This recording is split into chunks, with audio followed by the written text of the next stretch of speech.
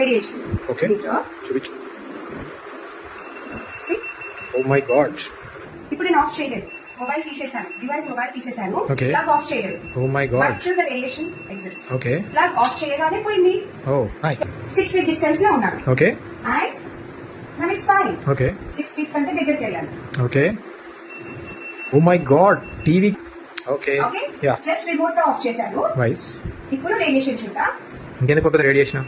Still అంతే ఉంది. My God. Plug off చేయాలి.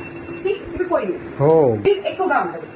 So it is a danger zone. Okay. దీనికి రిలేటెడ్ గా ఈ వాల్ కి Okay. ఏదైతే అటాచ్ ఉంటుందో Okay. దానికి కూడా సేమ్ రేడియేషన్ అలాగే ఉంటుంది. My God. And even it is a wooden thing. Okay. Okay, Okay. Still the edge field exists. My God. Okay, so study table కానివ్వండి, వాల్ వచ్చే టేబుల్స్ కానివ్వండి, నార్మల్ డెకరేటివ్ ఐటమ్స్ పెట్టుకోవడానికి it is okay.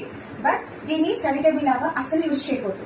Because ఈ wall తోని edge field అనేది ఇక్కడ దాకా కూడా స్ప్రెడ్ అవుతుంది. ఇంకేమైనా లాజిక్ ఉందా? అది వుడ్ ఉంది కదా, అయినా ఎలా వస్తుంది? ఉంది.